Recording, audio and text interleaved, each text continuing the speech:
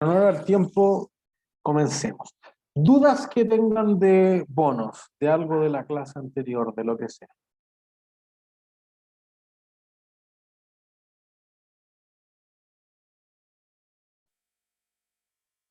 ¿No? Ya. Entonces, primero, estas láminas, son las nuevas láminas de acciones o de instrumentos de renta variable, no están en web cursos por una razón, y esto incluye a los que hayan hecho el curso en semestres pasados. Estas láminas, la materia está contada de una forma distinta. Digamos que anteriormente solamente era el que compra las acciones, ahora nos vamos a poner del punto de vista del que vende y el que compra. Y además, ¿cómo es el proceso de venta? Como para entender la seguidilla completa de lo que hace una empresa. Entonces, especialmente este semestre, por fin, de toda la vida que yo hago este curso, logramos contar la historia completa. Entonces, por eso hay ciertas cosas que estamos afinando los detalles, en especial hacia el final, con el pago de dividendos. Queríamos terminarlo con el resto de los profesores en la tarde y ahí yo les subo. Si arriba en la sección de patrimonio está el set de ejercicios de patrimonio, pero yo voy a subir una versión ajustada muy probablemente que incluya también esta visión que habíamos dejado históricamente atrás para que esté completo. Así que yo les posteo tan pronto como esté la, las láminas por si acaso para que las tengan. Entonces, ¿qué queremos lograr al final de esto y la clase del jueves y quizá un pelito de la clase del siguiente martes? Es definir qué es una acción, qué derechos otorga y cuánto debería valer la acción, separar las acciones preferentes de las acciones comunes, de qué clases de acciones existe y cuándo tendría sentido emitir cierto tipo de acciones o en qué etapa de la vida de la empresa. Así que una parte importante del tiempo la vamos a dedicar a entender en qué momento de crecimiento, de valor, de consolidación, de liquidación, de estrujar a la compañía está en el ciclo de vida de la empresa. ¿Cómo es el proceso de vender acciones y cuál es la contabilidad que tiene que tener el emisor de esas acciones? ¿Cuál es la contabilidad que quería llevar cuando pago dividendos, por ejemplo, o hago otro tipo de distribuciones? Y luego nos vamos a ir al lado del que compra, del tenedor de acciones, para identificar qué tipo de control tienen esos compradores de acuerdo al porcentaje de las acciones que tengan y cómo debe contabilizarse según el nivel de poder que tenga dentro de la compañía. Eso es lo que debiésemos lograr. Entonces, por ejemplo, aquí tenemos los bonos convertibles de Casinos Enjoy. Emitido hace muy poco, marzo, abril de este año. Entonces, fíjense que un bono convertible, en términos simples, es un bono como todo lo que vimos en las tres clases anteriores, pero que podría convertirse en cualquier momento del tiempo en acciones de la empresa. Entonces, fíjense que los bonos convertibles, digamos, pongámosle números para que sea bien simple. Digamos que tú tienes 10 millones en bonos y eso es convertible en 1 millón de acciones.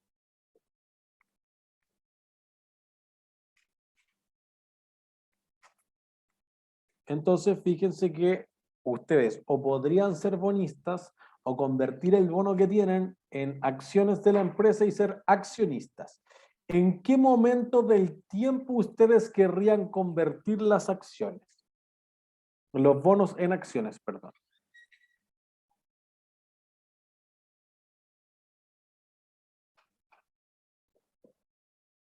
¿A qué precio a ustedes les sería más favorable ser accionistas que ser bonistas?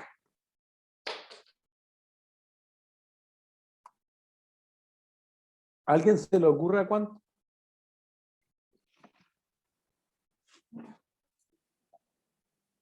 Cuando el número de acciones vale más que el bono. Ya, ¿a qué precio sería eso? ¿Sobre 10? A 10 pesos. Eso es. Por ejemplo, si la acción vale 30 o 40 pesos, entonces ustedes convierten un bono que valía 10 millones por 1 millón de acciones de 30 o de 40, tienen 30 o 40 millones de pesos.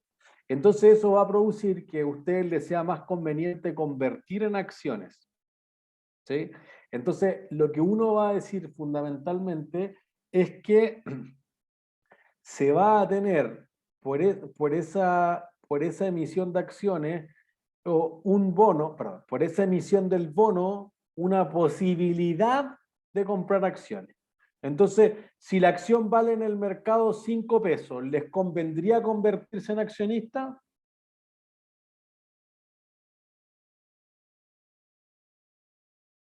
No. No, listo. Entonces, fíjense que primero la lógica financiera, antes de cualquier contabilidad. A ustedes, el que compra un bono convertible, ¿el tenedor de ese bono corre más o menos riesgo? Menos. Menos, porque está en el mejor de los dos mundos. Si le conviene ser bonista, es bonista. Si le conviene ser accionista, es accionista. Entonces, fíjese que en términos del negocio, lo que puede pasar es que participa en que le vaya muy bien al negocio. Por ejemplo, cuando yo tenía acciones de Casino Enjoy, el 2010 valían 100 pesos, ahora vale 5 pesos la acción. Entonces uno podría decir, oye, es posible que si se recupera los flujos, etcétera, para una empresa que está financieramente muy complicada, no solamente por la pandemia, tuvo varios años que estuvo bien complicada, hasta que ya la pandemia en el fondo fue la lápida, porque no lograba generar ingresos y estaba muy endeudada. Entonces uno dice, oye, podría haber vendido más bonos, ¿no? Porque los bonos ya no daban, no había más espacio. Entonces fíjense en cómo hemos contado la historia también a través de los cursos. En el fondo nosotros dijimos, introducción a la contabilidad, activos de corto plazo, cuentas por cobrar, inventario, efectivo, activos biológicos. Al principio de este curso nosotros dijimos activos de largo plazo, propiedades, plantas de equipo, propiedades de inversión, activos intangibles, y luego fuimos al otro lado del estado de situación. Oye, ingresos, perdón, matemáticas financieras, préstamos que pudieran tener. Y entonces ahí dijimos, es probable que los otros pasivos que no son financieros, que no generan intereses, sean más fáciles de contabilizar. Las cuentas por pagar, los anticipos de los clientes, las remuneraciones por pagar. Pero matemáticas financieras fuimos por préstamo y después dijimos, oye, ¿y si toma un leasing y si emite un bono y entonces ahora estamos saliendo del pasivo en el balance y nos estamos yendo hacia el patrimonio, queremos decir si emite acciones? Y justamente un bono convertible es la transición perfecta. El que tiene un bono convertible, ¿el bono convertible será un pasivo como el bono o será una parte del patrimonio como las acciones?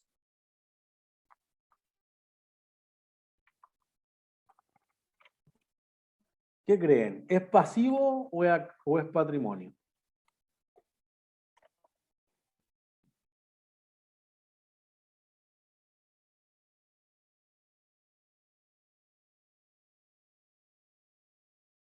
No hay tantas posibilidades, la probabilidad de chuntarle es alta. ¿Es pasivo o es patrimonio? Un bono convertible. Yo creo que es más patrimonio. ¿Por qué? Porque finalmente se puede transformar en acciones como ¿Pero parte se de va la... a transformar en acciones? No, pero hay una posibilidad. Entonces como Ah, que ya ya. hay... ¿Pero la probabilidad es cierta o no es cierta? No, no es tan Sería, claro que sea así. Perdón. sería pasivo hasta que se haga la conversión, ¿Ya? ¿Y ahí pues sería patrimonio? ¿sí? Suena como una buena idea. Diría que el 90% del tiempo eso es correcto, pero sigue existiendo lo que decía Klaus, que existe la opción. Entonces, esta opción de convertibilidad parece ser parte del patrimonio. Porque fíjense, vayamos viendo los detalles por si a alguien le hubiera quedado algún vacío en bono. Pero fíjense que tengo varias series de bonos, todas en plazo muy largo, vencimiento del 2119. ¿Sí? Falta muchísimo. Entonces, 98 años el vencimiento. Por monto, uno por 36.000 millones, otro por 131.000 millones y otro por 65.000 millones. Y fíjense que abajo dice en cortes. Un corte es tal como, un corte, tal como explicamos en la materia de bono, es que es el mismo bono, mismas características, misma fecha de vencimiento, mismo pago de los cupones, mismas posibilidades de recuperar la plata, todo lo mismo, pero si yo te digo, oye, ¿quieren comprar 36.000 millones? No tengo plata. ¿Quieren comprar 245? Si ya quiero 3 cortes, y otro quiere 100 cortes, y otro quiere 80 cortes, y otro quiere 2.000 cortes.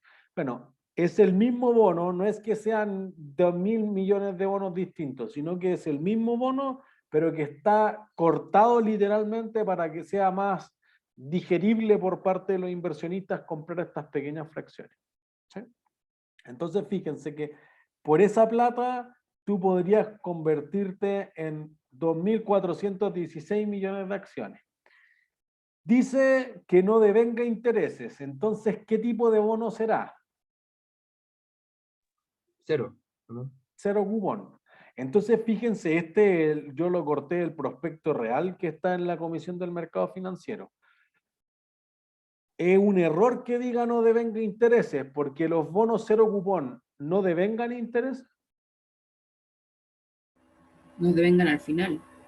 Eso. Entonces, no explícitamente, pero están incluidos dentro del precio. Por eso hablábamos que lo compramos a descuento.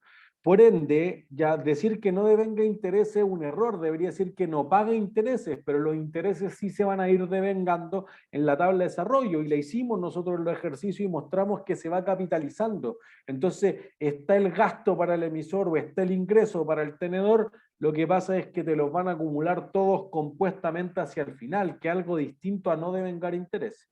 Pero ya ven que el mercado es así. El mercado pone eso. Entonces, como hay cosas que se pueden hacer mejor todavía en el mercado. Si tú canjeas las acciones, te van a dar 66,67 acciones por cada 1.000 pesos que hayas puesto. Por ende, el precio de conversión aquí es de 15, pues no te conviene si vale 13. Pero fíjense que el resto de las acciones son convertibles a 5 pesos y otra es a 3,75. Entonces, fíjense lo que pasa. ¿Cuál es el bono que tiene la mayor probabilidad de convertirse en acciones? El serie El serie T. El serie T, po. Entonces, fíjense que si alguien me dijera, oye, este parece más patrimonio, te parece un poco menos y este parece puro pasivo, esa es la lógica financiera. Trascendamos los asientos, las locuras, chao eso. Lo importante es que aquí tengo lo mejor de los dos mundos. Podría ser bonita, podría ser accionista. ¿Entiendes?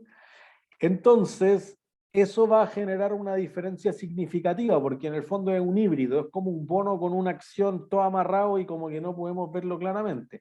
Pero justamente hace eso, porque miren, si ustedes vendieran acciones, ¿qué pasaría con la propiedad que tienen en la empresa? Como que baja, ¿o no? ¿Diluye? Baja, eso es, se diluye, porque ustedes eran, digamos que ustedes eran socios, entonces tenían 50-50 cada uno, listo. Pero eventualmente si ustedes agregan un tercer accionista, vamos a quedar con un tercio cada uno. Ah, no, y me cae mal y viene a opinar, nosotros llevamos 50 años en el negocio, no es así, ¿se entiende? Entonces, podría ser que a veces como fuente de financiamiento la emisión de acciones no es lo que quiere hacer la empresa. Entonces tú dices, vende bono. Oye, pues que la empresa está al borde de la quiebra, nadie quiere comprar bono. Entonces llegamos a un consenso entre medio. En el fondo me da lo mismo si me viene a molestar, pero si la acción repunta, pues si va hasta 15 pesos, si vale los 3,5 pesos que vale hoy en día, mejor no. ¿Se entiende? Entonces, eso va a ser una diferencia significativa cuando las empresas salen a tratar de vender acciones, por ejemplo. ¿Sí? No sé si quedan dudas hasta ahí. Si alguien se pierde, me van deteniendo porque no es un tema fácil, digo. Por ejemplo, miren, aquí tenemos la oferta pública inicial de Airbnb. ¿Qué datos tenemos? Originalmente el precio objetivo era $155,5 y no se iban a vender todas las acciones de la empresa, solamente se iba a vender una porción. Pues tú no sales y te quedas con cero en la empresa, tú te quedas con un porcentaje. Entonces normalmente, invento, tú podrás abrir el 10, el 20, el 30%. No hay un estándar. Cada empresa decide cuánto quiere vender de su acción en la bolsa, pero lo que sí es obvio es que no son todas las acciones de la empresa. Abajo, ¿qué tenemos? Abajo tenemos en 0% centradas 4 tipos de activos distintos. La línea celeste es la acción de Airbnb.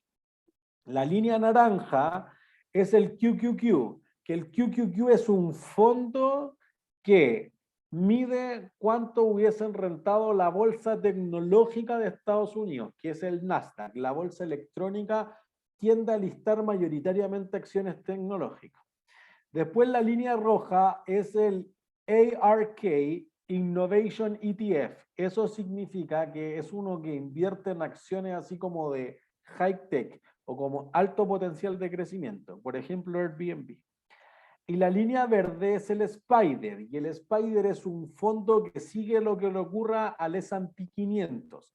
El S&P 500 o Standard & Poor's 500 mide el desempeño de las 500 acciones más transadas en el NYSE, en la bolsa de Nueva York o New York Stock Exchange, que quizás es, digamos, un poquito más tradicional que el Nasdaq, que se listan empresas como más modernas, si quieren ponerlo así, y las más tradicionales, más de industria pesada, se listan en la bolsa de Nueva York. ¿Ya? Entonces lo que estamos viendo es, desde que se listó aquí el 10 de diciembre del 2020 Airbnb, cómo ha sido el performance o el retorno que se ha obtenido comparativo a algunos otros mercados. ¿Se entiende?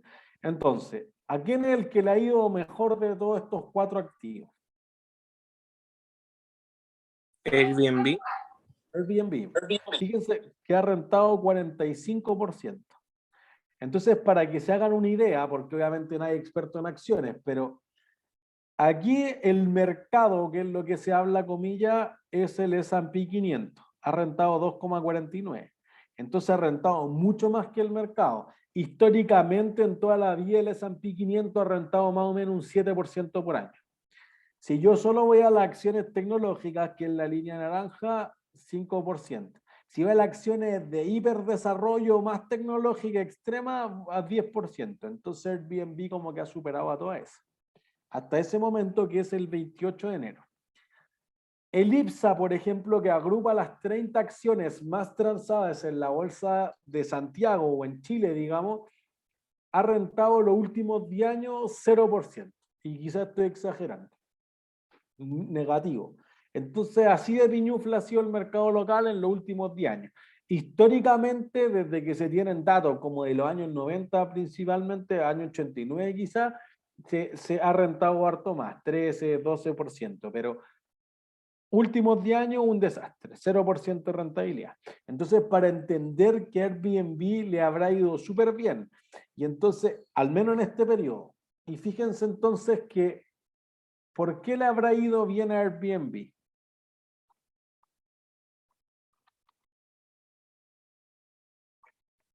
Yo creo que por la Mejoraron. fecha, ¿no? Bueno, por ahí va. Promociones, Porque, Navidad, Año Nuevo, ¿cuál es el negocio de Airbnb? arrendar. Arrendar. Entonces, ¿qué es lo que catapulta el negocio de Airbnb? O sea, que te da la facilidad como de buscar distintos tipos donde uno puede hospedarse. Por eso, pero ¿cuándo gana más plata Airbnb? En Vacaciones. vacaciones. Ya, en vacaciones, porque la gente ¿qué hace? Viaja. Viaja. ¿Se entiende? Por eso que fíjense que ¿alguien sabe qué significa B&B? Es una cama inflable y desayuno. Eso. Bed and breakfast. Eso significa. ¿Entiendes? Entonces, Airbnb, sí, cama inflable, ¿se entiende? Entonces, es lo mínimo. Tú no quieres ir a un hotel lujoso, no, ese no es el negocio de Airbnb. Claro. Y bueno, te dice, oye, hay que viajar. Ya, pues. Entonces, fíjense el momento del tiempo. Si tú esto lo emites en junio, hace el ridículo en la bolsa y Airbnb se querría abrir hace mucho rato, pero tú dices, oye, en junio es un desastre. Pero fíjense, eso sintetiza muy bien lo que los inversionistas quieren ver detrás de las acciones. Tú estás en diciembre y en diciembre, ¿qué había pasado recientemente? estallido social. No, pues espera, esto es 2020, perdón. El Ah, 10%. Y 2020. esto es Estados Unidos, así que lo que haya sido el estallido social aquí no Ah, sí, era importa Chile, nada en Chile, Estados sí, era Unidos. Chile. Estados Unidos, Puede 2020. ser, puede ser como que se empezó como ya a hablar en serio sobre la vacuna Sí, en pues, diciembre del 5 de 2020. noviembre salían las primeras vacunas, la de Pfizer BioNTech, y después salieron muy rápida la otra. Entonces, fíjense que por eso las acciones que más saltaron era, por ejemplo, que Airbnb no existía antes en la bolsa, ojo, es la primera vez que se colocó, pero se volvió a poner en pie hoy y ahora sí que podríamos salir de la bolsa. Y las que más habrán saltado, ¿cuáles creen que son? Que estaban muy golpeadas por la pandemia. Las empresas de aviones. La aerolínea. Eso es. Entonces uno ve, por ejemplo, Lufthansa el día que se anuncia la vacuna, 22% al alza, que es mucho más de lo que debiera rentar en un año. Entonces una cantidad brutal de rentabilidad, solamente por la expectativa de que ahora se retome el negocio. Y entonces fíjense que eso es lo que pasa aquí. Voy a ir a la página de Yahoo Finanzas para que vean lo que pasa después. Pero antes de mostrar lo que pasa después, ¿qué creen que habrá pasado con el precio de la acción? Subieron. Subieron. ¿Subieron más todavía? Ya ahí había subido 45% contra el precio de emisión. ¿Habrá subido más? ¿Las expectativas que ustedes tenían en diciembre son las mismas expectativas que tienen ahora? No, yo creo que se mantuvo o bajó. Eso, miren, aquí vamos a los datos reales. 10 de diciembre se abría. Fíjense que el precio objetivo, vamos a hablar de la gente que te asesora, qué hace, cuánto cobra, todo eso lo vamos a hablar. Pero el precio objetivo era venderlas por 155. Al final del primer día de transacción valía 144,71. ¿Sí? Y fíjense que después inclusive bajó un poco. Si se fijan acá a la izquierda, te da muchos datos. Estoy en la página de Yahoo Finanzas, nada muy sofisticado. El precio más bajo fue de 121 y el precio más alto fue casi de $220. El valor de mercado de la empresa es 88.454 millones de dólares. Por ende, la empresa tiene 615 millones de acciones más o menos. Fíjense que si aparecía aquí ofertar 5, 10 millones es porque la empresa no quería vender todas sus acciones. Pues ahí depende de lo que ustedes me decían, cuánto quiero diluir con nuevos socios. ¿Sí? Entonces fíjense lo que pasa acá. Subió la acción en esta parte hasta que llegó su máximo, que justamente era más o menos donde llega el gráfico. Entonces en diciembre uno decía, no, ya se están vacunando todas las expectativas, enero y febrero, todos iban saliendo de Santiago, locura, pero ahora la mayor tasa de mortalidad y casi todos vacunados y aún así es distinto. Entonces fíjense que si uno mira, el primer día se abrió a 144 y ahora van 144, está en eso. No hay nada distinto. ¿Se entiende? Entonces, como que fíjense que las acciones en especial son muy sensibles a las expectativas que yo tenga, por dos cosas. Porque si ustedes compran una acción, ¿qué esperan recibir? Dividendos. Dividendos. Ya, entonces, hay un rendimiento por las utilidades que distribuyo, que son los dividendos. ¿Qué otra cosa espero que pase con la acción? Que valga más. Eso. Entonces tú esperas tener ganancias de capital o capital gains, igual que en los bonos, que decíamos, oye, esperamos que los bonos del Manchester suban, ya está bien, también se puede esperar eso. Pero eventualmente, fíjense que acá dice, oye, la previsión de rentabilidad y dividendo, y esto pasa mucho con las acciones tecnológicas sobre todo, no tienen dividendo. Chao. Entonces lo único que espera es que suba esto, porque en 30, en 50 años más me va a pagar dividendo, ya. Ustedes tienen un emprendimiento. ¿Cuándo esperan que quiebre? Nunca. Nunca. Entonces fíjense que esto lo voy a valorizar como una perpetuidad. Ahí es donde el concepto del valor presente a perpetuidad cobra sentido. Oye, es que entonces me da lo mismo que no me pague dividendo 1 año, 2 años, 3 años hasta que nos recurremos la pandemia, pero después hay infinitos pagos y eso vale mucho. Sí, pero es súper sensible a que pase eso. Entonces, por eso que, por ejemplo, acciones como Netflix, por ejemplo, muy sensible a que, oye, quería tener 100 millones de suscriptores nuevos y tengo 99,9, chao, 8% a la baja. Que para el valor de Netflix es como que haya destruido Falabella, y un par de veces quizás. ¿Se entiende? Solamente porque fallé en un decimal del suscriptor. Bueno, es que esa empresa, Tesla Motors, Google, Facebook, Amazon, etcétera, que no pagan dividendos, lo único que la gente espera es algo en el futuro. Entonces, fíjense que si uno cambia, pueden jugar después. Si cambio la tasa de descuento o el dividendo para descontar el valor presente a perpetuidad, entonces se mueve notablemente el precio. Y aquí está el efecto. Oye, subió 45%, 50% si quieren, y después se devolvió un tercio y quedé como si nunca hubiera subido nada. ¿Se entiende? Entonces, fíjense que es súper importante que uno tenga claro que las acciones están súper sujetas a las expectativas. Entonces, aquí el performance era increíble. 3 meses después, 4 meses después, es cualquier cosa. ¿Sí? Profe, Ajá, Patrick. si una empresa anuncia que va a empezar a pagar dividendos, eso puede hacer que suba harto el precio de la acción, ¿o no? Normalmente sí. ¿Y No de qué diría que depende, siempre. de qué depende esa decisión de la empresa de empezar a pagar dividendos? ¿Como de la situación financiera que lo permita? Sí. Y que no tenga más proyectos en los que invertir. Por eso diría que la mayor parte de las veces, no sé si empezar a pagar dividendos, pero aumentar la política de dividendos es vista como una buena señal. A menos que tú digas, oye, esta es una empresa de extremo crecimiento, ¿por qué empieza a pagar dividendos? Porque se le agotaron los proyectos. Ah, entonces no me conviene invertir en esta empresa. Entonces diría que una parte de las veces como que es visto negativo. Y obviamente al contrario, cuando una empresa corta la política de dividendos, entonces es visto como una señal negativa con contados casos en que dice, oye, la corté porque vamos a colocar esta fábrica o nos vamos a abrir en tal mercado geográfico o vamos a diseñar un nuevo producto, una cosa de ese orden.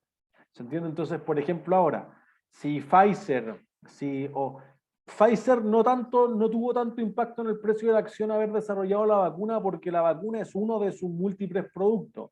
Pero, por ejemplo, el laboratorio chino que desarrolla Sinovac o Moderna, por ejemplo, en Estados Unidos, la acción sube una cantidad grosera, 300% creo que va en lo que va del año, Moderna en Estados Unidos subiendo, porque realmente la vacuna es como lo único exitoso que han hecho en toda la vida.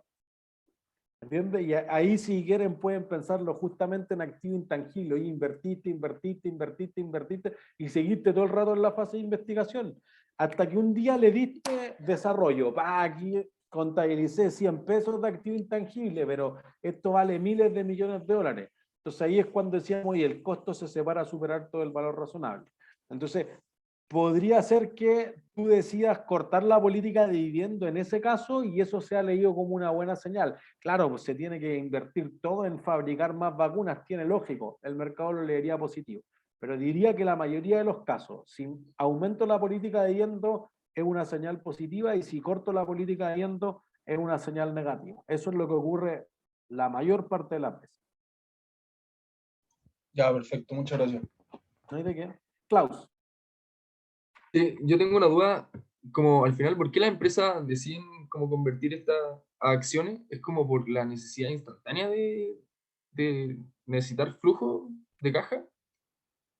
Porque ¿Cómo como que al convertir? final, Bueno, porque cierto que los bonos yo lo había entendido como que al final es como la necesidad de la empresa de tener flujo de caja inmediato, ¿cierto? Pero se me ocurre que al final como convertir las acciones puede ser porque finalmente la empresa como que no tenga plata suficiente para pagar ese bono al final que emitió. Ah, es una buena idea, pero creo que es como la tercera derivada. Eso ya va más para análisis financiero, porque puedo leer esas cosas. Hay ciertas cosas entre líneas. La empresa, yo le digo, oye, tu cultura organizacional es un asco. No, somos los mejores. Oye, es que tus flujos de caja son súper inestables. No, nuestros flujos de caja son puros. Obviamente la empresa se tira puras flores a sí misma. Los inversionistas, por el contrario, deben ser más suspicaces, deben leer entre líneas y andar como rebuscando, tienen que ser más zorros en ese sentido, porque si no la empresa te va a contar puras maravillas. Entonces, cuando tú realmente dices, oye, la empresa vendió acciones, ¿por qué habrá sido? Creo que es la tercera deriva, lo vamos a ver, pero como en unos 30 minutos más. Ya, ok, gracias. Entonces, recordemos un poquito de lo que era introducción a la contabilidad del tipo de empresas que existen. Una empresa responsabilidad limitada, clásicamente LTDA. Los dueños de la empresa aportan un capital, van a la notaría y dicen, no, llegamos a una empresa entre los dos, ya listo. Las decisiones deben ser tomadas de forma unánime. Esto es lo típico que uno explicaba en introducción a la contabilidad. Entonces, normalmente la gracia de que tenga una responsabilidad limitada es que la responsabilidad de la compañía literal queda limitada al capital que aportaron los socios. Si tú haces un negocio a título personal y te va mal, te van a embargar la casa, el auto, lo que sea. La empresa dice, oye, pusimos 1 millón de capital social. Si ustedes me prestaron 300 millones y la empresa quebró, bueno, yo me limito al millón. No me van a embargar la casa ni todo lo que hay adentro, etcétera. ¿Se entiende? Entonces eso puede hacer una diferencia significativa y que la mayor parte de las empresas son de responsabilidad limitada. Entonces, típicamente, si usted tiene un emprendimiento, pero quieren llevarlo como empresa, como persona jurídica en el fondo, y no como persona natural, para evitar esto, hacen una EIRL, Empresa Individual de Responsabilidad Limitada.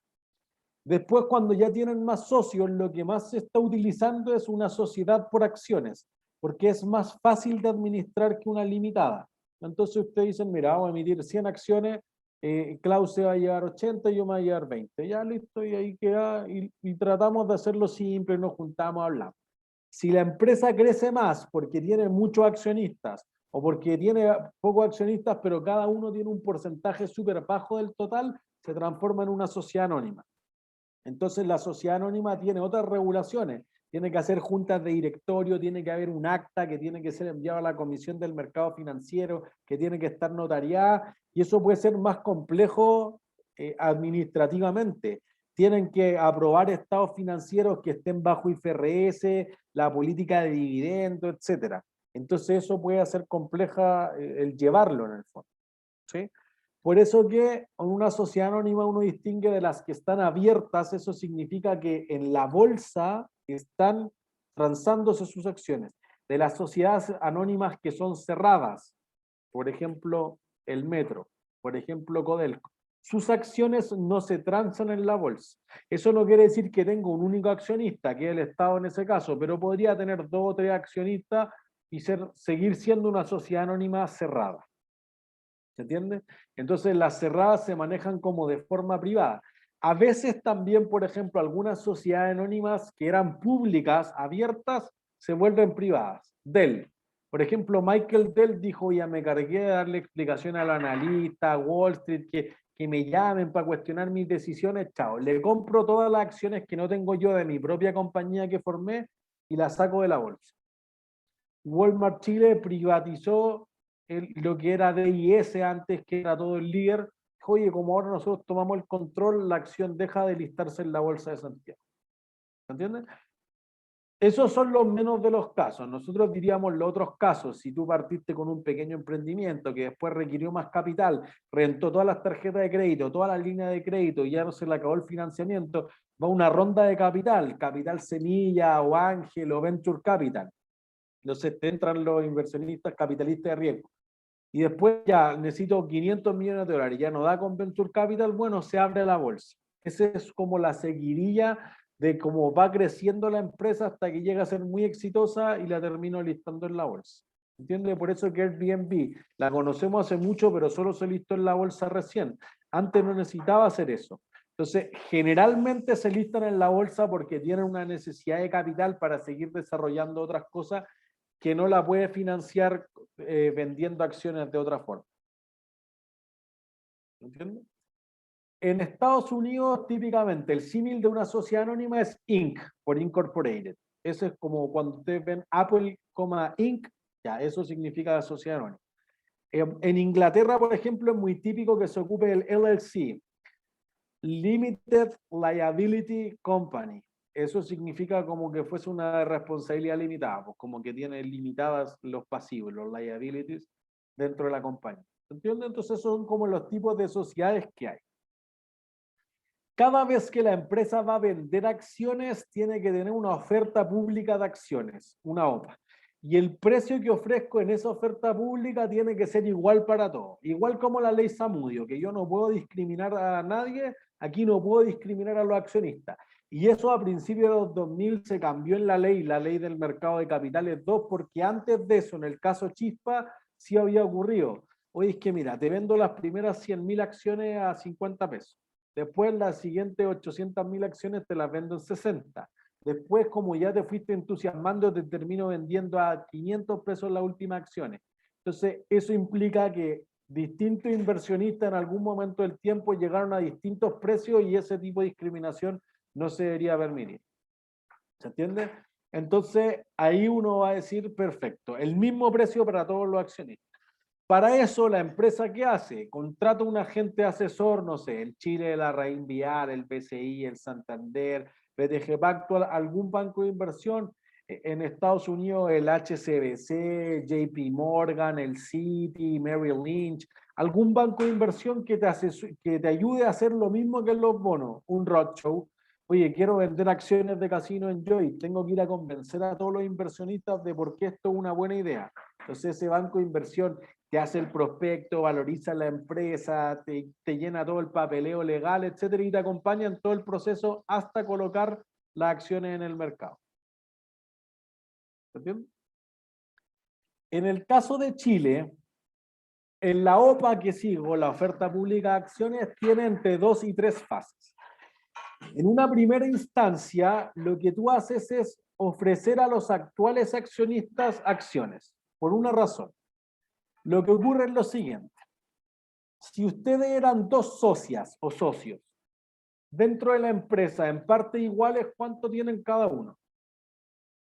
50. 50-50. Listo. Si aceptan un nuevo accionista, ¿con cuánto va a quedar cada uno? 33,3. Ya, un tercio. Entonces se va a diluir la propiedad. Por ende, quizás muchas veces los accionistas no quieren que pase eso. Como ahora yo peso un tercio, capaz que los otros 2 se asocien y hagan algo que yo no quería, etcétera. Podría pasar. Entonces, cuando la empresa hace una oferta pública de acciones, dice, mira, los que tienen la primera prioridad para poder comprar las acciones son los actuales accionistas. Entonces tú dices, oye, mira, nosotros teníamos 1 millón de acciones, ¿ya? Y vamos a hacer un aumento de capital del 40%, 400.000 acciones. Entonces, como cada uno tiene la mitad de la empresa, tiene la posibilidad, no está obligado, pero tiene la posibilidad de comprar 200.000 acciones. Entonces tú dices, perfecto. El accionista A, que tiene la posibilidad de comprar 200.000 acciones, la suscribe. Listo. El accionista B no tiene plata. Entonces no puede suscribir las acciones. Para que haya un incentivo a que los actuales accionistas suscriban el aumento de capital, ya supongo que todos entienden que el aumento de capital es para hacer un proyecto o para algo que la empresa necesita, decimos, mira, el precio al que la vamos a ofertar al público es de 100, pero lo vamos a rebajar para los actuales accionistas y se las vamos a vender a 92. Entonces, si ustedes dicen, oye, yo podría comprarla en 92, venderla en 100 y hacer inmediato 8, ya. Por eso que en la primera instancia se ofrece esta opción de suscribir las acciones a un precio preferente. Entonces, esta OSA además es un instrumento financiero por sí solo. Entonces ustedes dicen, mira, tengo la opción de comprarla en 92. Si el precio de mercado es 100 y las puedo comprar por 92, hay pocas razones para no comprarla, pero alguien puede decir, no tengo plata nomás, ya no tengo plata, o no me gusta tanto la empresa, estoy contento con lo que he invertido, el resto de mi inversión está en otro tipo de activos. ¿Listo? Chao con la OSA. Entonces tú puedes vender la OSA en la bolsa. Eso hace una diferencia. Entonces tú dices, oye, mira, si yo tengo la opción de comprar por 92 una acción que vale 100, mínimo, ¿cuánto vale esa OSA?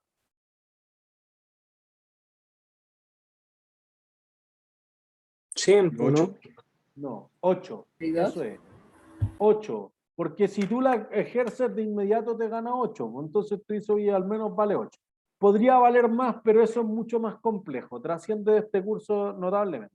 Así que digamos, vale 8. Bueno, entonces el accionista que no quiso suscribir el aumento de capital en esta primera fase va y vende su OSA y queda con mano en caja. Entonces después se diluye la propiedad, pero quedó con plata en la mano, quizás eso no le molesta tanto. ¿Entiendes? Entonces esa es una primera instancia. Los accionistas tienen la posibilidad de quedar con la misma participación. Si éramos mitad-mitad, tú tienes la opción de quedar con la mitad de las nuevas acciones. Perdón, Profe, Klaus, ¿tú preguntabas?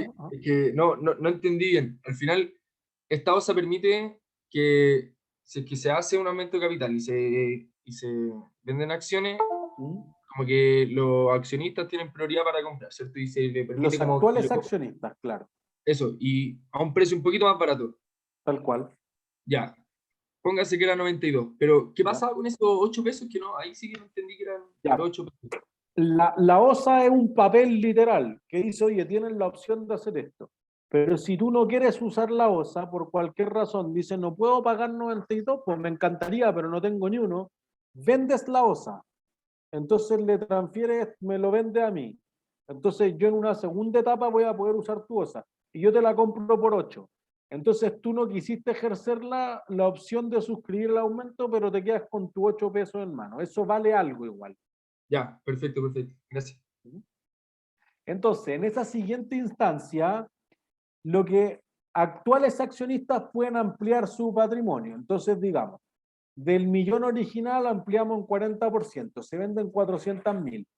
En la primera fase se suscribieron las 200 de uno y 50 del otro, no pudo comprar todo. Entonces hay 150.000 que no se suscribieron.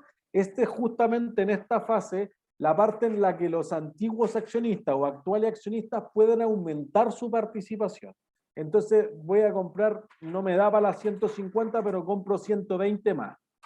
Entonces hay 30.000 que todavía no se han logrado vender y entonces viene esa tercera fase, por eso que a veces podría completarse ahí, chao. Los actuales accionistas suscriben todo y listo. Pero podría darse que en la tercera fase yo tengo que vender esas 30.000 acciones. ¿Se entiende? 30.000, sí, eso habíamos hecho. 30.000 acciones. Entonces, según la CMF, se tienen hasta 30 días para lograr ese plazo de la opción preferente, y cuando se acaba ese plazo, se liquidan todas y se hace un remate en la bolsa y se agarra el mejor precio posible. ¿Se entiende? No sé si es claro hasta ahí.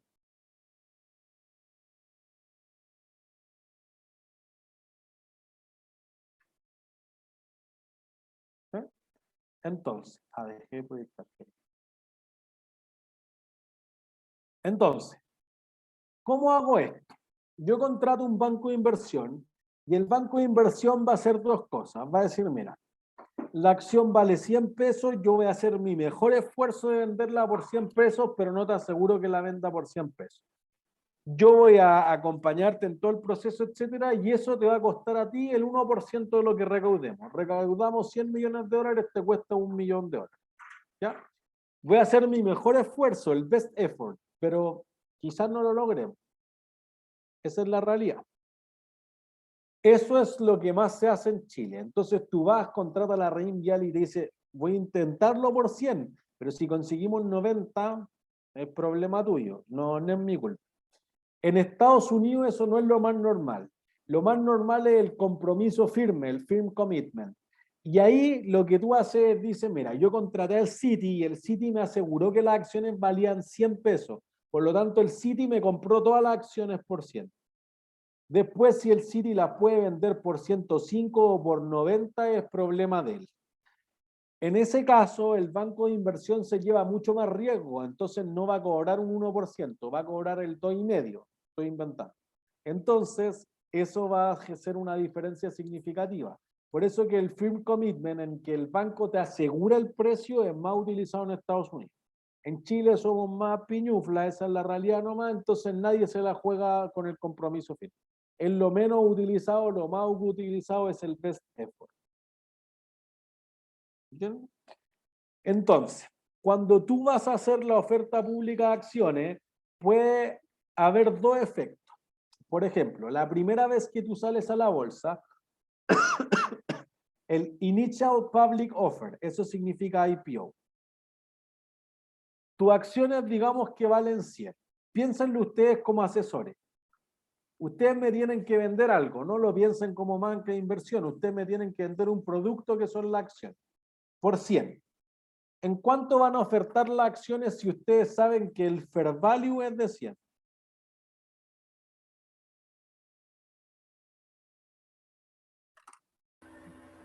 Mayor a 100, ¿o no? ¿A cuánto? Denme un precio. 110. Ya, 110. Yo sé que valen 100, yo soy una FP, entonces no les compro ni una acción a 110. Y ustedes hacen el ridículo y probablemente se hayan de demanda porque no vendieron ni una acción. De nuevo, ustedes saben que valen 100. ¿En cuánto me la ofrecen?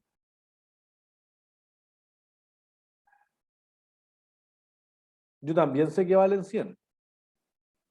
¿En 100? 100. No gano nada. Ya bueno, lo veo. En la tela les voy a comprar alguna, pero no es un negocio que me inspire en el fondo. En el fondo el negocio no calienta a nadie. ¿Cuánto gano si las compro por el fair value? 92, por ejemplo. Ah, ya. Porque si las compro al fair value, ¿cuánto gano? Nada. Nada. Entonces te las tengo que ofrecer con descuento. Por eso esto a veces se llama el underpricing de las acciones. Ustedes como agentes asesores saben que la tienen que ofrecer un poquito por debajo, porque si no nadie va a correr el riesgo de entrar antes de que se trance en la bolsa. Fíjense que ustedes me llamaron un mes, yo suscribí, puse plata, fui al libro de órdenes, tuve que vender algunas inversiones para comprar esta antes de que salga a la bolsa. Y digo, si ustedes me la venden por 100, mejor la compro el primer día en la bolsa. Así estoy seguro que estoy en la bolsa, no corro el riesgo de que la acción sea privada todavía. ¿Se entiende? Entonces, por eso que ustedes, digamos, ya, me la vendieron por 92, listo. Ahí sí, pues ahí sí estamos hablando que me va a ganar 8 pesos sobre 92, parece una buena rentabilidad. Entonces, el primer día yo salgo a comprar más acciones, pues. Entonces digo, oye, yo sé que vale 100, entonces compraría acciones por 93 También, y por 95 también.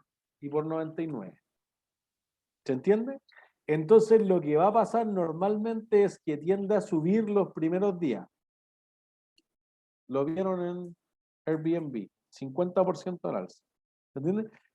Esencialmente por el underpricing. Me parece que hay otras dos explicaciones mucho más complejas. Finanzas 2 o el Magíster de Finanzas.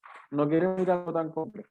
Mira, te las tengo que ofrecer un poquito más barato para no hacer el loco. Eso es lo que quiere hacer el Banco Inver- No hacer el ridículo. Mira, la traté de vender tan cara que nadie la suscribió y chao. Y eso ha pasado históricamente. ¿Se entiende? Napster, cuando trató de hacer su oferta pública inicial, que sería en estos tiempos, eso ya ha pasado como hace 18 años.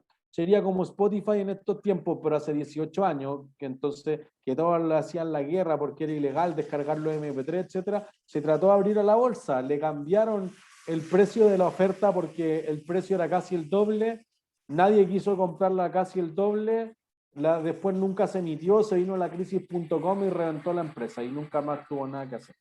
Pero fue Un una ridículo pregunta. gigantesco para el banco de inversión. Gonzalo.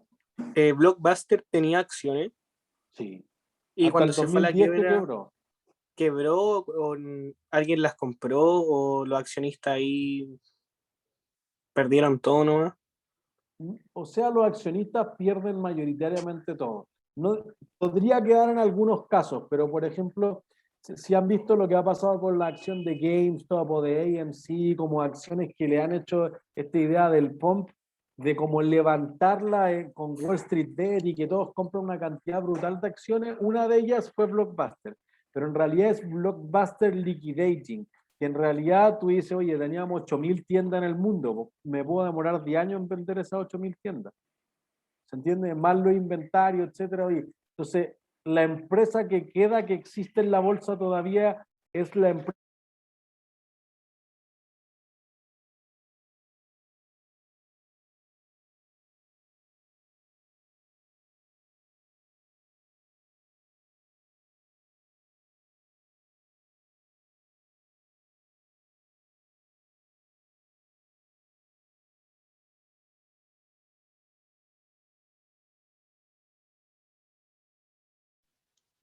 Aló,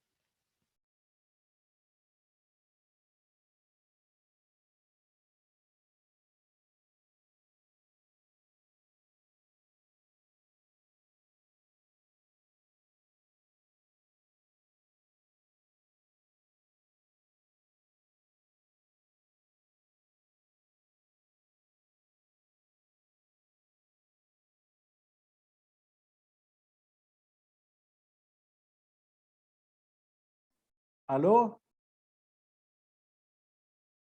¿Me Profe. escuchas? Estamos, profe. Profe. Volví. Flor de Profe, yo borrazo.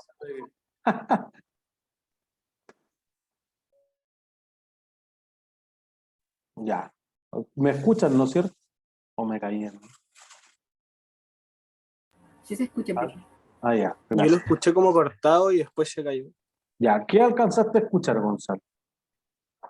En realidad, nada. Porque como que se cortó. Ya. Entiendo. Voy a apagar la cámara solamente por si BTR sigue guateando, por si acaso. Entonces, miren, lo que pasa es que Blockbuster tenía sus acciones y en realidad como tú no tienes nada en el fondo porque debo 1000 y el activo vale 800, digo, y contablemente el patrimonio es negativo, no queda nada.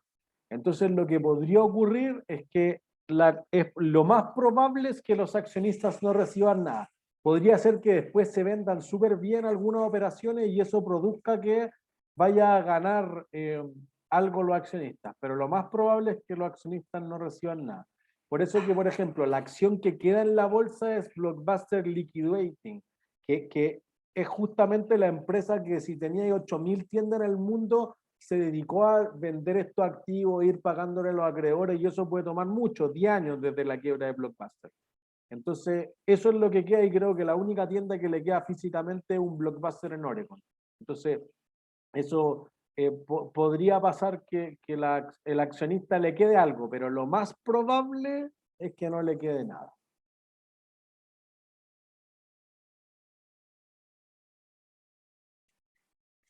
¿Se entiende? Ya, profe, gracias. Sí. Perfecto. Entonces, ya, eso es lo que pasa si es la oferta pública inicial. Uno tiende a hacer el underpricing y venderla por un poquito menos. Si es por el contrario, el Seasoned Equity Offer, la SEO, entonces es que tú ya te abriste la bolsa hace 20 años y ahora necesitas hacer un aumento de capital. Enjoy. Entonces, tú vas a ofrecer acciones. Entonces, si tú me vas a vender acciones, ¿qué debería pasar con el precio de la acción? No la primera vez que las vendo, sino una vez posterior.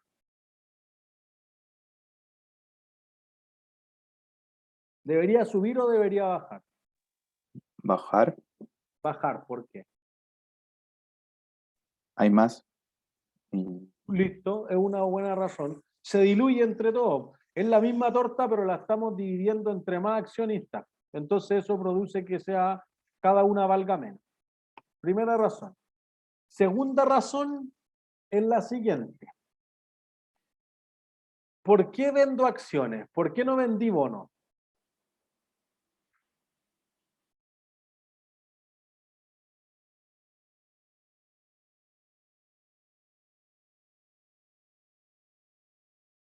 ¿Por qué Yo razón creo, no ven- ¿Ah? yo creo que al final generar acciones te genera un aumento de capital importante sin intereses, como por detrás, como ¿Los los bonos. intereses son malos? Pero es que es una obligación por pagar que al final, al emitir acciones uno no tiene, pero al final vendís tu participación, entonces como... Ah, ya quedo menos endeudado. Pero ¿quién corre más riesgo? ¿El accionista o el bonista? Perdón, de nuevo.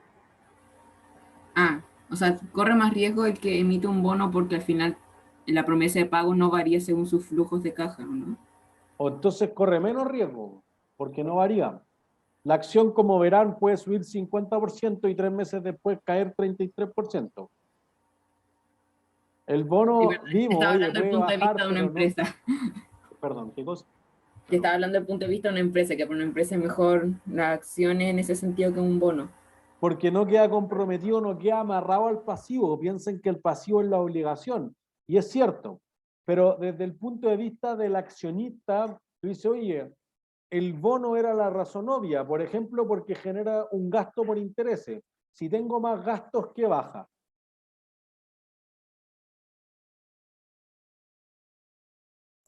utilidad, Utilidad, La utilidad. utilidad. Listo. Y si baja la utilidad, ¿qué baja para la empresa? Patrimonio. Bueno, antes que eso, es una línea Patrimonio. orientada al resultado. Dividendos. Patrimonio. No. Los impuestos. Los impuestos, un punto premio. Y eso produce que quizás yo quiero tener los intereses. No es tan mala con la deuda como suena. En Finanzas 2 uno se va a dar una explicación mucho más intensa, 2, 3 clases solamente hablando de por qué la deuda quizás no es tan mala. Pero en el fondo tú dices, oye, emite los bonos. Si el bono, mira, lo puedo adaptar, etcétera, lo que quiera la empresa, ¿por qué vendí el bono? ¿Por qué no vendí el bono? Podría ser una... Oh, entonces ya, la castigo. Pero si no hay una tercera razón, pues, ley de oro para un ingeniero o ingeniera comercial. Tú quieres comprar barato y vender ¿cómo? Caro. Caro. Entonces, cuando ustedes me venden un bono por 100, yo supongo que está caro, porque si no me hubieran vendido un bono. Como ustedes me están vendiendo acciones a 100, yo digo, deben valer 80 y les castigo el precio. ¿Entiendes? Entonces hay al menos 3 razones para que cuando se hace un aumento de capital, el precio tienda a bajar. Cuando la empresa se lista en la bolsa por primera vez, el precio tiende a subir. ¿Sí? Cualquiera es como para explicar el proceso, insisto, de que ustedes tenían un pequeño emprendimiento, fueron creciendo, valorizaron la empresa para ir a una ronda de capital, etcétera, etcétera, etcétera, va hacia arriba. ¿Sí? Entonces fíjense que uno podría decir, oye, me voy como al venture capital, al capital de riesgo, capital semilla, hasta que llego a la oferta pública inicial. Y ahí podría decidir entre si voy a compromiso firme o voy al mejor esfuerzo del agente asesor. ¿Sí?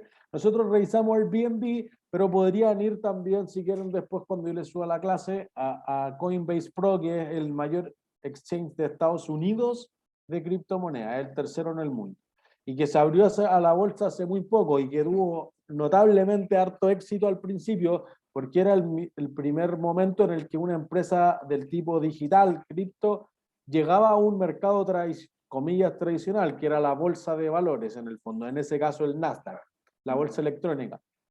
Y después como que tuvo resultados mixtos, especialmente por cómo estaba el mercado cripto. Entonces eso es una diferencia. ¿Sí? ¿Qué tipo de acciones hay? Hay acciones preferentes y hay acciones comunes u ordinarias. Una acción preferente fundamentalmente tiene un derecho preferente frente al accionista, frente al accionista ordinario.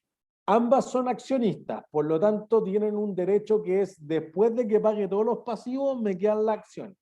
Entonces, los accionistas, como decíamos con los bonos, los bonistas tienen un derecho preferente de cobro, en cambio los accionistas tienen un derecho excedente de cobro. Pero si tú eres un accionista preferente, estás antes que los accionistas ordinarios o comunes. Estás después de los bonistas, pero antes que los accionistas ordinarios, en la fila de pago. Una acción preferente se diferencia fundamentalmente de una acción ordinaria en que la acción preferente conoce el dividendo. Entonces, normalmente las acciones preferentes son súper utilizadas en los emprendimientos, en los startups y son bien estándar en Estados Unidos. En Chile no es tan típico que las empresas utilicen acciones preferentes, al menos no las abiertas en bolsa. Pero tú dices, oye, ya, yo voy a prometer pagar 10 para siempre. Ah, ya. Fíjense que el prometer pagar algo no es la lógica de una acción. Por eso que queda una duda a veces si las acciones preferentes en realidad constituyen patrimonio o constituyen un pasivo. Porque en el fondo la gran gracia de los bonos quizás es que tienen un vencimiento, con excepción de un bono perpetuo. Pero tú dices, yo voy a pagar por 10 años, por 15 años, por 50 años, pero son 50 años. En cambio, las acciones no, y eso lo diferencia el patrimonio. El patrimonio, ¿a qué apunta? A decir, oye, hipótesis de la empresa en marcha, ¿cuándo espero que quiebre la empresa? Nunca. Nunca. Nunca. Entonces las acciones son perpetuas, por eso que están al final, eso la convierte en patrimonio. No hay un momento de redención, de vencimiento, de madurez, de pagar, de amortizar todo el capital, como en el caso de los bonos. ¿Se entiende? Y entonces dice, pero este me prometió pagar, pero no tiene vencimiento, y ahí la acción preferente queda en una cosa ahí entre medio. ¿Sí? Las acciones preferentes, dado que conocen el dividendo que podrían recibir, igual podrían no recibirlo, entonces no tienen derecho a voto, generalmente. Entonces van a la junta de accionistas y no existen, no pueden elegir a los directores. Por el contrario, las acciones comunes no conocen sus dividendos, pueden hacer una estimación, pero están al final de la fila, y dado que desconocen o corren ese riesgo, entonces tienen el derecho a voto. Pueden elegir directores y pueden votar en la junta de accionistas. ¿Se entiende? Si alguien se pierde, me detienen. Entonces, además de que puedan existir acciones preferentes y comunes, dentro de las acciones comunes, generalmente hay clases de acciones. Acciones de serie A, de serie B o de serie C. Por ejemplo, Berkshire Hathaway. Berkshire Hathaway, que es la empresa o el holding de inversiones de Warren Buffett, que es probablemente uno de los mejores inversionistas de la historia, si es que no el mejor inversionista de la historia, tiene dos clases de acciones. Tiene las acciones de clase A, y las acciones de clase A valen algo así como $450,000. Entonces uno dice, ¿todos tienen $450,000 para comprar una acción? No. No. Entonces eso dificulta el que se trance. Por eso que, como en los años 90, cuando la acción ya iba como en 60,000, etcétera, los inversionistas le reclamaron, dijeron, bueno, emitamos unas acciones que sean serie B. Las acciones de serie B son una acción bastante más barata. ¿Y cuál es la proporción? Dicen, mira, los que tengan una acción de serie A tienen la opción de convertirla en cualquier momento de la vida en 1.500 acciones de serie B. Entonces, por eso que el precio entre la A y la B es más o menos 1.500 veces cada uno. Pero si tú tienes una acción de serie B, tienes un voto en la junta de accionistas. Por ende, si tú conviertes tus acciones de serie A en 1.500 acciones de serie B, tienes 1.500 votos en la junta de accionistas. Si tú tienes una acción de serie A, tiene 10.000 votos en una junta de accionistas. Entonces, fíjense que los derechos a votar, a tener el control que se ejerce en la propiedad de la empresa, digamos, la acción tiene supervotos o es supervotante. ¿Sí? Entonces, uno podría decir, bueno, no se transa exactamente 1.500 veces. Se va a transa 1.500,6, 1.501, 1.502, un poquito más, que es justamente esos 8.500 votos de diferencia. Pero eventualmente uno diría, oye, pero es que si Warren Buffett es el mejor, yo compro acciones de la empresa, pero que él haga lo que quiera. Yo nunca me voy a meter. Bueno, si tú dices que esos votos extras no valen nada, se transa 1.500 veces. Pero generalmente es un pelito más arriba de 1.500. ¿Sí? O sea, como que algo podrían valer esos derechos a voto. ¿Se entiende? Entonces, por ejemplo, en el caso de Nike, fundador Phil Knight tiene la acción y su familia tienen las acciones de serie A. Las acciones de serie A ni siquiera se transan en la bolsa. Y esas acciones tienen muchos más derechos a voto que las que tienen las de serie B. Las de serie B son las Nike que se transan en la bolsa. Podría ser, por ejemplo, en el caso de Google y en general todos los emprendimientos, las empresas de hipercrecimiento que quieren retener como el control de la empresa en sus fundadores, en los creativos, tienen acciones de varias clases. Entonces Google tiene la serie A que tienen 10 votos y la serie B tiene un voto. Entonces los fundadores se pueden quedar para retener el control con las acciones de serie A y venderle a los inversionistas que son como más pasivos o más piola la serie B. E inclusive Google tiene A, B y C. Ninguna recibe dividendo, pero la B tiene al menos derecho a voto. La C ni siquiera tiene derecho a voto. Y chao, y se transa igual la Google C. ¿Sí? En el caso de Chile, por ejemplo, existe Sokimich, el mejor ejemplo. Sokimich tiene la serie A y la Soki B. La serie A elige a 7 de 8 directores. Por ende, la serie B elige a 1 de 8 directores. Fíjense que la serie A es lo que se conoce como la joya de la corona. Todos quieren tener la serie A. Por ende, ¿cuál será la acción más transada?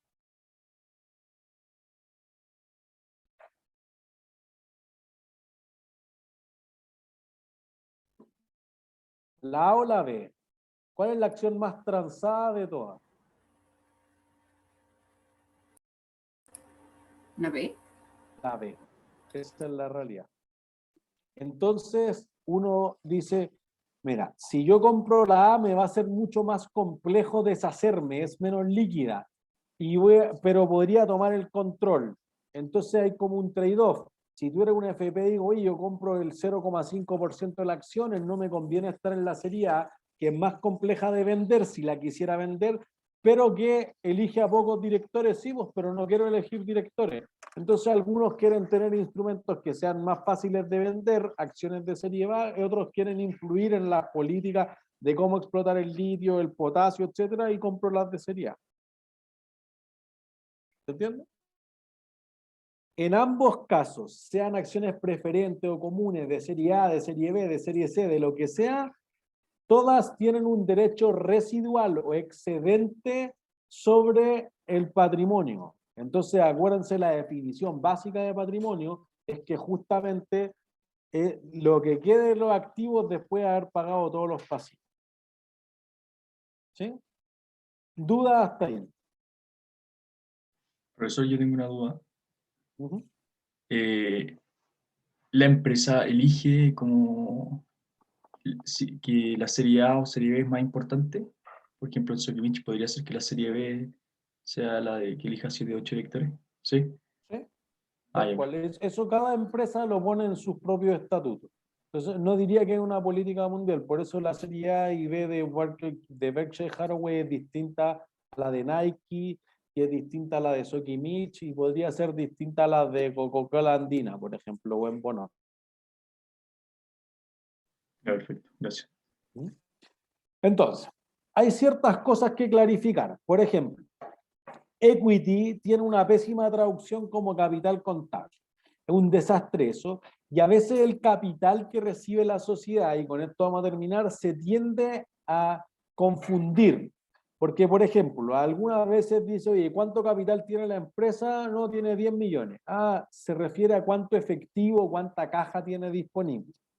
Pero sobre todo en inglés, el capital o los activos de capital, los capital expenditures, se refiere más bien a los activos de largo plazo, propiedades, planta de equipo, propiedades de inversión, activos intangibles, etc. Entonces, es otro uso, hay que como para tener claro que podrían haber varios usos.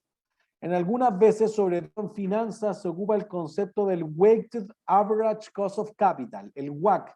Y el WACC se refiere justamente al costo de todas las fuentes que sean costosas. Los leasing, los bonos, los préstamos, las acciones. Alguien espera algo detrás. En cambio, tú puedes decir, oye, los ingresos recibidos por anticipado, las cuentas por pagar, los pasivos con los empleados, cuestan cero, porque yo le debo 100 hoy día y si pago el sueldo el lunes le debo 100 también. No le pago nada más. ¿Entiendes? Es otra idea de lo que se considera como capital. Y el concepto que nosotros vamos a utilizar es el concepto del capital social.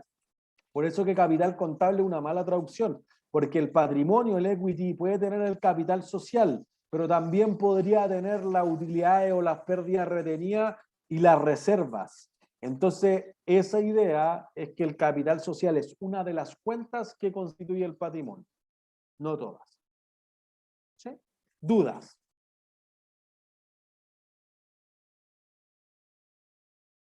¿No? Perfecto. Ha sido todo por hoy entonces. Que estén súper bien. Chao, profe. Vale, gracias. Profe, ¿De qué? ¿es una pregunta? ¿Le puedo hacer una pregunta ahora?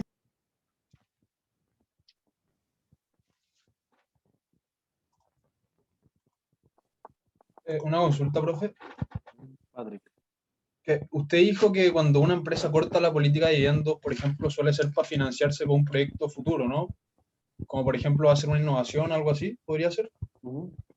Pero usted también dijo que eso suele ser malo, pero póngase usted, yo tengo acciones de una empresa y me están pagando dividendos y después me lo cortan porque la empresa quiere hacer una innovación o innovar para el futuro, al final a largo plazo sería bueno para mí, ¿o no? Debiese ser, pero diría que Hay eso un es lo que riesgo. menos de las veces el mercado piensa eso. La mayor parte de las veces dice, cortó la política de dividendos porque no tiene otra fuente de financiamiento. Entonces la empresa está bien maometana. Entonces, ya, pero- castigo el precio de la acción. ¿Entiendes? Por ya. ejemplo, Nokia cortó su política yendo después de como 130 años. Entonces, claro, porque nadie compra celulares Nokia ahora, pues. Entonces la señal fue súper mala el cortar la política yendo. No, es que me estoy cambiando a otro negocio, al de radiotransmisión o al de otros componentes, así nadie te cree. Ya, pero en el fondo es como analizar el contexto en el que está la empresa, más que nada. Claro, por eso se analiza en todo caso mucho más en finanzas todo al final, pero tiene que ver con el signaling theory. Dentro de subir o bajar la política de yendo, la empresa te está enviando una señalización implícita. Ya, perfecto. Gracias, profe. ¿No hay de qué? Hola, profe. Hola. Por acá Diego le estaba por la reunión que habíamos hablado, ¿se acuerda? Me acuerdo, me acuerdo. Esperemos a quedarnos nosotros solos. Creo que Camila me iba a preguntar algo y después Sí, obvio. nos Dale. quedamos. No. Camila, me ibas a preguntar algo tú, ¿no?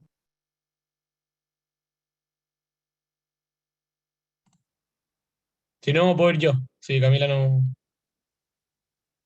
Bueno, dale. Profe,